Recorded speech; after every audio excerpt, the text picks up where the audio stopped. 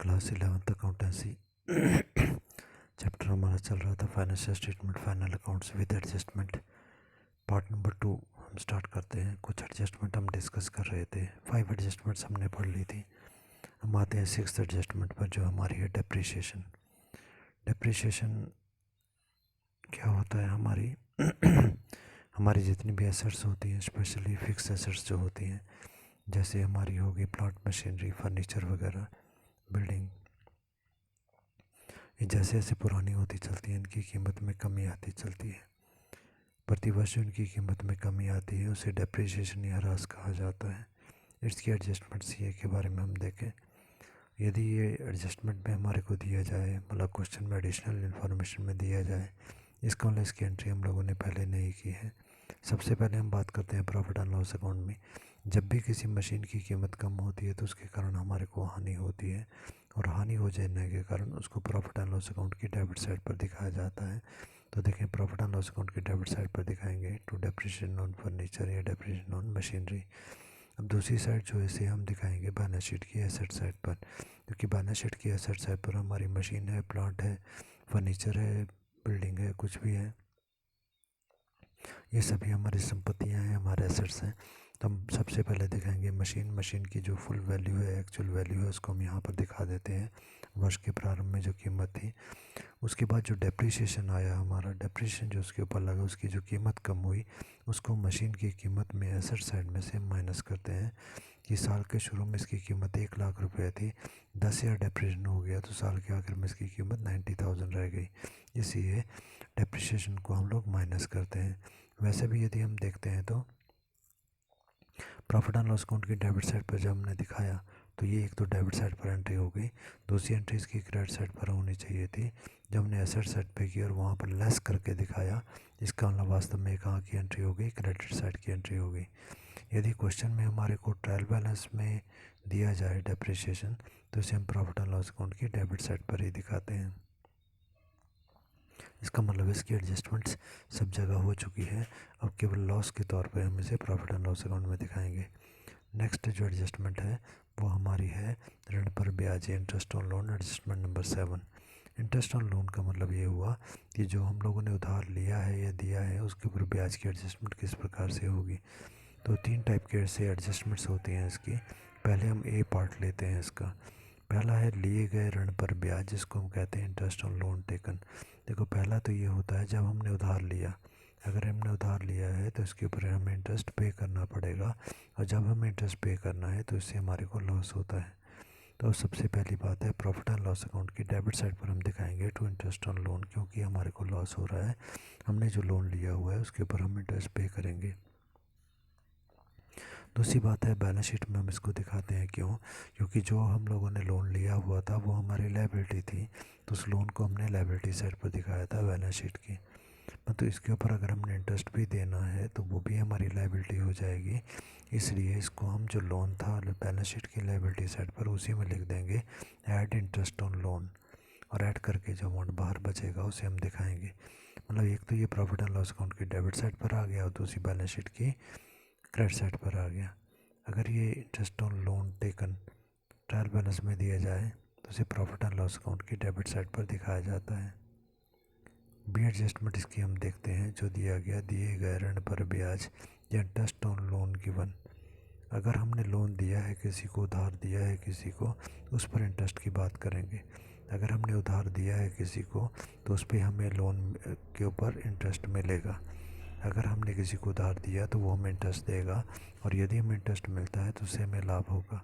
क्योंकि ये लाभ होगा तो इसे प्रॉफिट एंड लॉस अकाउंट की क्रेडिट साइड पर दिखाएंगे, क्योंकि profit and loss account credit side पर सारे लाभ आते हैं। दूसरी बात है इसे हम बैलेंस शीट में दिखाएंगे एसेट साइड पर। क्यों दिखाएंगे? क्योंकि इंटरेस्ट ऑन लोन गिवन, हमने किसी को उधार दिया, इसका मतलब हमारा पैसा किसी और के पास पड़ा हुआ है, तो हमारा पैसा हमारी संपत्ति है, इसलिए वो हम अपने एसेट साइड पर दिखाते हैं। अगर हमने उससे इंटरेस्ट लेना है, इसका मतलब ये पैसा भी हमने उससे लेना है, हमारा पैसा उसके पास है, इसी से भी बैलेंस शीट की एसेट साइड पर दिखाएंगे। अगर ये ट्रायल बैलेंस में दिया जाता है तो इसे प्रॉफिट एंड लॉस अकाउंट की क्रेडिट साइड पर दिखाते हैं, क्योंकि इससे हमारे को लाभ हुआ। उसके बाद में इसका जो सी पार्ट होता है इंटरेस्ट का वो एडजस्टमेंट नंबर सी है।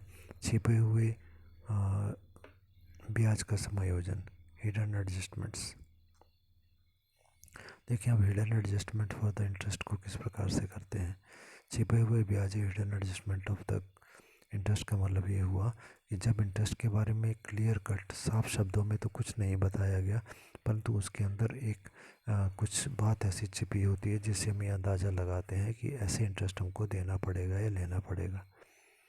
देखिए एक एग्जांपल हम लोगों ने लिया है, क्रेडिट साइड पर ट्रायल बैलेंस बनाया हुआ है हमने, और ट्रायल बैलेंस में हमको क्या दिया गया, ट्रायल बैलेंस एज ऑन 31 मार्च 2014 को ट्रायल बैलेंस के अंदर आइटम दी गई है loan at the rate of 12%। Loan हमने जो लिया है एट द रेट ऑफ 12% का मतलब हुआ उसके ऊपर 12% के हिसाब से इंटरेस्ट हमने देना है। ठीक है, अभी इंटरेस्ट लिया है या दिया है इसका कैसे पता चलेगा। देखो ट्रायल बैलेंस हमारे को जो दिया गया इसमें हमने एक तो लिखा हुआ है ना loan at the rate of 12% per annum, जो लोन हमने 1 अप्रैल को लिया 2013 को, तो ये साल हमारा कब ख़त्म होगा, 31 मार्च 2014 को। अगर हमने ये लोन लिया हुआ है तो इसके ऊपर 12% के हिसाब से पूरे साल का इंटरेस्ट बन गया, क्योंकि 1 अप्रैल से 31 मार्च तक पूरा साल हो गया। अभी देखो दो अमाउंट के कॉलम बने हुए हैं, एक पहला कॉलम जिसमें 1200 लिखा है, दूसरा कॉलम जिसमें 20,000 लिखा है। तो ट्रायल बैलेंस में जो पहला कॉलम होता है वो हमारा डेबिट का होता है, दूसरा कॉलम क्रेडिट का होता है। अगर लोन का अमाउंट जो है क्रेडिट साइड पर दिया हुआ है, इसका मतलब ये है बैलेंस शीट की क्रेडिट साइड पर आएगा जो हमारी लाइबिलिटी साइड होती है। इसका मतलब ये हमने लोन लिया होगा जिस पे हमने 12% के हिसाब से इंटरेस्ट देना है।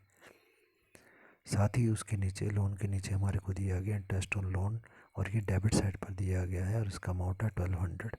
इसका मतलब हुआ हमने इस लोन के ऊपर 1200 इंटरेस्ट दे दिया, क्योंकि डेबिट साइड पर है, डेबिट साइड पर सारे एक्सपेंसेस आते हैं प्रॉफिट एंड लॉस अकाउंट के, इसलिए ये वो अमाउंट है जो हमने पे कर दिया।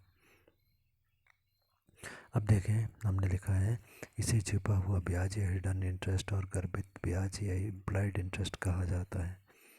यदि हम कैलकुलेशन करें, देखें रेड कलर से कैलकुलेशन की गई है, 20,000 रुपीज़ का लोन है, उस पर 12% इंटरेस्ट हम कैलकुलेट करें तो ये 2,400 बनता है, जो कि total interest due to be paid है।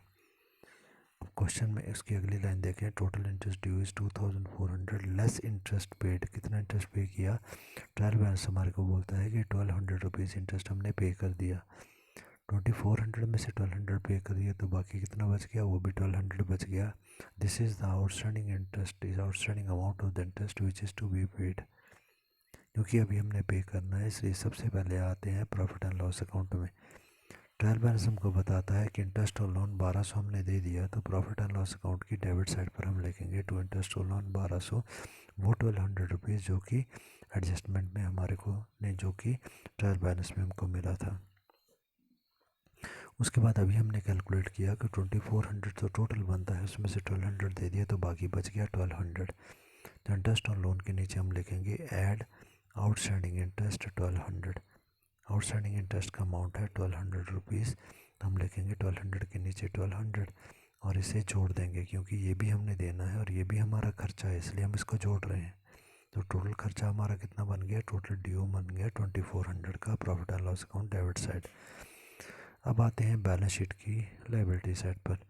क्वेश्चन में हमारे को दिया गया कि लोन हमारा जो है वो बैलेंस शीट की लाइबिलिटी साइड पर आना चाहिए 20,000 रुपीज़, जबकि इसके ऊपर अभी हमने 1,200 दे दिया, 1,200 और इंटरेस्ट हमने देना है, इसलिए हम इसे दिखाएंगे लोन के नीचे बैलेंस शीट की लाइबिलिटी साइड पर हम लिखेंगे इंटरेस्ट ऑन लोन आउटस्टैंडिंग या आउटस्टैंडिंग इंटरेस्ट ऑन लोन 1,200। 20,000 तो लोन का पैसा देना था, 1,200 इंटरेस्ट का भी हमने देना है। उसके बाद चलते हैं नेक्स्ट एडजस्टमेंट जो हमारी है स्थगित लाभगत व्यय या डेफर्ड रेवेन्यू एक्सपेंडिचर। सबसे पहले हम समझें कि डेफर्ड रेवेन्यू एक्सपेंडिचर क्या होता है। जैसे एग्जांपल हम लोगों ने लिया है यहाँ पर कि ₹4 lakh expenditure on the advertisement, हमने विज्ञापन किया और उस पर 4 लाख रुपीज़ हमने एडवर्टीजमेंट का खर्च किया। Will get the advantage for the 5 years. हमने जो 4 लाख रुपीज़ खर्चा किया इस विज्ञापन के ऊपर खर्चा करने से हमारे को 5 ईयर्स तक प्रॉफिट होगा, मतलब हमारी सेल जो है 5 ईयर्स तक बढ़ी रहेगी। इसका जो आज हम खर्चा कर रहे हैं उसका लाभ हमारे को आने वाले 5 वर्षों में मिलेगा। तो सही तरीका ये है कि पूरा का पूरा 4 लाख रुपीज़ एक ही साल में खर्चे के तौर पे नहीं दिखा के हम इसे 5 सालों में थोड़ा थोड़ा करके दिखाएं। तो सेकंड लाइन में यहाँ देखो हमने जो किया हुआ है कि 4 लाख को हमने 5 से डिवाइड कर दिया, आगे 80,000। इसका मतलब हमारे को 80,000 रुपीज़ का खर्चा हर एक साल दिखाना है। तो सबसे पहले हम आते हैं प्रॉफिट एंड लॉस अकाउंट में, जिसमें कि हमारा इस साल का खर्चा आ जाएगा जो 80,000। अब आएंगे बैलेंस शीट में। बैलेंस शीट में हमने खर्चा किया है, यह हमारी संपत्ति है, क्योंकि आज हम अगर 4 लाख रुपीज़ का खर्चा कर रहे हैं तो इससे आने वाले समय में हमारे को लाभ होगा।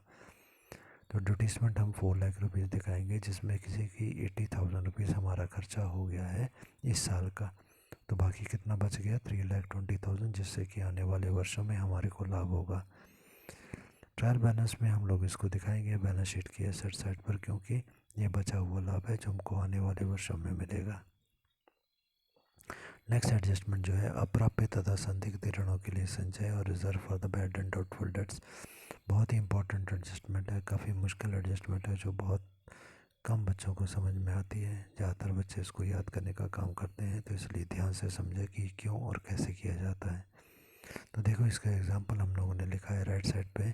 ट्रायल बैलेंस हमारे को दिया गया, ट्रायल बैलेंस 31 मार्च 2013। अब ट्रायल बैलेंस के अंदर क्या दिया गया, ट्रायल बैलेंस के अंदर हमारे को दिया गया बैड डेप्ट, जो कि हमारे को डेबिट पहले खाने में दिया गया 800 रुपीज़। फिर ट्रायल बैलेंस में अगली आइटम हमारे को दी गई है provision for the bad and doubtful debts. First जनवरी 2013 साल के शुरू में हमारे को दिया गया प्रोविज़न फॉर द डेब्ट दिया गया, और इसका अमाउंट दिया गया 500 रुपीज़ क्रेडिट के खाने में। उसके बाद में नेक्स्ट आइटम है सन्डी डेटर्स, और डेटर्स हमारे को दिए गए 20,000 रुपीज़ के ट्रायल बैलेंस के अंदर। अब एडजस्टमेंट्स दी गई हैं, एडिशनल इन्फॉर्मेशन हमारे को दी गई है। अप्राप्य ऋण के लिए संचय देनदारों पर 5% की दर से दीजिए। Create a reserve for the bad and doubtful dates at the rate of the 5% on सन्डी debtors के ऊपर 5% हमने प्रोविज़न या रिजर्व बनाना है। साथ ही बैड डेप्ट उसने हमारे को 200 रुपीज़ का दे दिया। अब बारी बारी से हम समझते हैं। सबसे पहले तो जो ट्रायल बैलेंस में बैड डेप्ट होता है, ये वो बैड डेप्ट होता है जो इस साल हो चुका है, इस साल खर्चा हो गया। तो सबसे पहले इसको प्रॉफिट एंड लॉस अकाउंट की डेबिट साइड पर दिखा देंगे, बैड डेप्ट ₹800। ठीक है। उसके बाद आएंगे आप लोग एडजस्टमेंट, और एडजस्टमेंट की सेकंड लाइन जहाँ पर उसने बोला है बैड डेप्ट ₹200। देखो ट्रायल बैलेंस में जो बैड डेप्ट दिया गया है, इसका मतलब ये वो बैड डेप्ट है जिनका हमको साल में पता था और हमने उनको फाइनल अकाउंट में लिख लिया। एडजस्टमेंट की सेकंड लाइन में जो बैड डेप्ट हमारे को दिए गए हैं, ये वो बैड डेप्ट होते हैं जो इस साल बैड डेप्ट हुए, परंतु ये बाद में हमें मालूम चला। इनको फाइनल अकाउंट्स में या अकाउंट्स की किताबों में नहीं लिखा गया, क्योंकि इसके बारे में बाद में पता चला। इसको हम बोलते हैं एडिशनल बैड डेप्ट, अतिरिक्त जो बैड डेप्ट हो गए हमारे। तो पहली बात है कि इनको प्रॉफिट एंड लॉस अकाउंट में जो 800 रुपये बैड डेप्ट पहले हुए थे, उसी में इनको भी जोड़ दो कि ये और हो गए। तो हम लिखेंगे बैड डेप्ट ऐड फर्दर बैड डेप्ट, जिसको हम शॉर्ट में बोलते हैं FBD, फर्दर बैड डेप्ट, मतलब ये और हो गए। तो 800 पहले के थे, 200 और हो गए। अब टोटल बैड डेप्ट प्रॉफिट एंड लॉस अकाउंट की डेबिट साइड पर 1000 हो गए। क्वेश्चन में हमारे को ट्रायल बैलेंस में जो सभी डेटर्स दिए गए हैं उनका अमाउंट हमको 20,000 रुपीज़ दिया गया। डेटर वो व्यक्ति होते हैं जिनसे हमने पैसा लेना होता है, इसके लिए हम इसको बैलेंस शीट के एसेट साइड पर दिखाते हैं 20,000 रुपीज़। ट्रायल बैलेंस में ही हमारे को बैड डेप्ट दिए गए, ट्रायल बैलेंस में ही हमारे को डेटर्स दिए गए। इसका मतलब है ये डेटर्स बैड डेप्ट घटाने के बाद आए थे। मतलब जो एडजस्टमेंट में 200 रुपीज़ के बैड डेप्ट थे, ये हमने नहीं घटाए थे, अब इनको घटाना है हमने। तो डेटर्स हमारे को जो बैलेंस शीट की एसेट साइड पर दिए गए, उसमें से हम ये बैड डेप्ट घटा देंगे कि अब ये डेटर्स में से इतने बैड डेप्ट हो चुके हैं, इसका मतलब है इतने डेटर हमको और पैसा नहीं देंगे। तो हमारे पास जो डेटर थे वो 20,000 रुपीज़ के थे, उसमें से 200 रुपीज़ के जो फर्दर बैड डेप्ट है, नए बैड डेप्ट है, वो हमने घटा दिए। और घटाने के बाद अब हमारे पास डेटर जो बचे वो बचे 19,800 रुपीज़ के। अब आते हैं क्वेश्चन में एडजस्टमेंट पॉइंट पर, जहाँ पर उसने बोला है अप्राप्य ऋण के लिए संचय और create a reserve for the bad and doubtful dates at the rate of 5% of सन्डी debtors. अब बैड डेप्ट को घटा देने के बाद जो डेटर हमारे बचे कि इनसे हमने पैसा लेना था, इनके ऊपर हमने अब और प्रोविज़न बना लिया, 5,000 रुपीज़ का रिज़र्व बनाया। इसका मतलब ये हुआ कि ये जो हमारे डेटर्स हैं, इन डेटर्स के ऊपर 5% और डेटर जो हैं वो हमारे बैड डेप्ट हो सकते हैं। तो हमने 19,800 जो बैलेंस शीट की एसेट साइड पर डेटर बचे हैं उसके ऊपर प्रोविज़न बनाया 5% का। इसका 5% आता है 990 रुपीज़। तो ये भी प्रोविज़न हो गया कि ये भी बैड डेप्ट हो जाएंगे, तो अब इसको भी हम माइनस कर देंगे और बाहर अमाउंट आएगा 18,810। अब देखें ये न्यू प्रोविज़न होगा जो हमने अभी अभी बनाया है, इसलिए इसको प्रॉफिट एंड लॉस अकाउंट की डेबिट साइड पर जो 1,000 रुपीज़ के डेटर हमारे बैड डेप्ट हमारे थे उसमें ये बैड डेप्ट का प्रोविज़न जोड़ देंगे कि ये भी पैसा हमको नहीं मिलेगा। तो टोटल कितना नुकसान हो गया, 1,000 तो पहले हो गया, 990 का ये हो गया, इसको जोड़ करके बाहर लिखेंगे 1,990। अब आते हैं ट्रायल बैलेंस में। जो सेकंड आइटम हमारी थी provision for the bad and doubtful dates, 500 rupees credit side पर दिए हुए थे। तो क्रेडिट साइड पर ट्रायल बैलेंस के अंदर जो बैड डेप्ट होते हैं ये बैड डेप्ट हमारे ओल्ड बैड डेप्ट होते हैं, ओल्ड प्रोविज़न होता है। तो ओल्ड प्रोविज़न जो होता है ये पिछले साल का प्रोविज़न होता है और क्रेडिट साइड पर अमाउंट होता है, इसलिए इसको प्रॉफिट एंड लॉस अकाउंट की क्रेडिट साइड पर ही हम दिखा देते हैं। कुछ एक बुक्स या क्वेश्चंस में इसको डेबिट साइड में से घटाया जाता है या कुछ एक क्वेश्चंस में डेबिट साइड का जो प्रोविज़न होता है उसको इसमें से घटाया जाता है। आपने कंफ्यूज नहीं होना है, आपने सीधा ही क्रेडिट साइड वाले अमाउंट को क्रेडिट साइड पर दिखा दें तो भी हमारा काम चल जाता है। ये हो गई हमारी एडजस्टमेंट बैड डेट्स की। उसके बाद आते हैं हम लोग सेल टैक्स के ऊपर। बिक्री कर के एडजस्टमेंट्स को हम देखें किस प्रकार से हम लोग करते हैं। तो सेल टैक्स के बारे में देखें। सेल टैक्स क्या होता है, जो सामान हमने बेचा होता है उस सामान के ऊपर हम लोगों को जब हम सामान बेचते हैं तो उनसे हम टैक्स का पैसा ले लेते हैं और वो पैसा कलेक्ट करके बाद में गवर्नमेंट के पास जमा करना होता है। तो कुछ एक पॉइंट इसमें आप ध्यान रखेंगे। पहला है, यदि क्वेश्चन में केवल बिक्री कर चुकाया सेल टैक्स पेड दिया गया जिसे प्रॉफिट एंड लॉस अकाउंट की डेबिट साइड पर दिखा देते हैं, क्योंकि जो हमने सेल टैक्स दे दिया वो हमारा खर्चा हो गया और सभी खर्चों को, सभी हानियों को प्रॉफिट एंड लॉस अकाउंट की डेबिट साइड पर दिखाएंगे। पॉइंट नंबर 2 हमारे को दिया गया, यदि क्वेश्चन में केवल एकत्रित बिक्री कर, जैसे हम बोलते हैं सेल टैक्स कलेक्टेड दिया गया है, तो उसे बैलेंस शीट में लायबिलिटी साइड पर दिखाते हैं। क्यों? क्योंकि जो सेल टैक्स का पैसा हमने कलेक्ट किया लोगों से, ग्राहकों से, अब हमारी जिम्मेवारी वो बनती है कि इस पैसे को हम सरकार के ऑफिस में जाकर जमा करवाएंगे। तो जब तक हम इसे गवर्नमेंट के ऑफिस में डिपॉजिट नहीं कर देते तब तक ये हमारी लायबिलिटी बना रहेगा। थर्ड पॉइंट है, यदि क्वेश्चन में सेल टैक्स पेड और सेल टैक्स कलेक्टेड दोनों ही दिए जाएँ तो उनकी आपस में घटा करके शेष ही लेके जाते हैं। एग्जाम्पल यहाँ पर हम लेकर समझेंगे इसको। फर्स्ट एग्जांपल है, यदि सेल टैक्स पेड की राशि, सेल टैक्स पेड का अमाउंट जो है वो सेल टैक्स कलेक्टेड से कम हो जाए। For example sale tax paid जो हमारा है वो है 6,000 रुपीज़। जो पैसा हमने सेल टैक्स का दे दिया सरकार को वो 6,000 दिया, परंतु सेल टैक्स कलेक्टेड लोगों से जो पैसा इकट्ठा किया वो 7,000 था और दिया सरकार को हमने कितना, 6,000। इसका मतलब है बाकी जो बच गया 1,000 रुपीज़, तो बोलते हैं प्रॉफिट एंड लॉस अकाउंट में ये नहीं आएगा, ये जाएगा बैलेंस शीट की लायबिलिटी साइड पर 1,000 रुपीज़, क्योंकि लोगों से जो पैसा लिया है वो पैसा हमने सरकार के ऑफिस में जमा करवाना है। एक और एग्ज़ाम्पल हम लेते हैं जहाँ पर उसने बोला गया जब सेल टैक्स की राशि जो होती है वो सेल टैक्स की कलेक्टेड से ज़्यादा हो जाए। मतलब जो सेल टैक्स पेड हमारा है, जो सेल टैक्स हमने सरकार को पे किया वो था हमारा 22,000, जबकि सेल टैक्स कलेक्टेड केवल 20,000 है। हमने सरकार को दे दिया 22,000 पर लोगों से लिया है केवल 20,000। इसका मतलब है बाकी जो एक्स्ट्रा पैसा था वो हमारे को अपनी जेब से देना पड़ा। तो हम प्रॉफिट एंड लॉस अकाउंट की डेबिट साइड पर 2,000 रुपीज़ दिखाएंगे। उसके बाद में नेक्स्ट हेडिंग जो हम डिस्कस करेंगे वो हमारा है पूंजीगत व्यय या कैपिटल एक्सपेंडिचर। अब कैपिटल एक्सपेंडिचर क्या होता है, पूंजीगत व्यय क्या होता है? ऐसे वो खर्चे, ऐसे एक्सपेंसेस जो कि फिक्स एसेट्स या स्थायी संपत्ति को खरीदने के लिए या उसके मूल्य, उसकी वैल्यू को बढ़ाने के लिए खर्च किए जाते हैं। फिक्स एसेट्स का मतलब land, building, plant, machinery, furniture इत्यादि को क्रय करने के खर्चे जो होते हैं वो कैपिटल एक्सपेंडिचर में आते हैं। ये बहुत बड़ा अमाउंट होता है खर्चे का, और ये खर्चे जो है ये आने वाले अनेक वर्षों में इस खर्चे से हमारे को लाभ होता रहता है। क्योंकि ये पूंजीगत खर्चे हैं इसलिए इनको हम लोग बैलेंस शीट की एसेट साइड पर दिखाते हैं।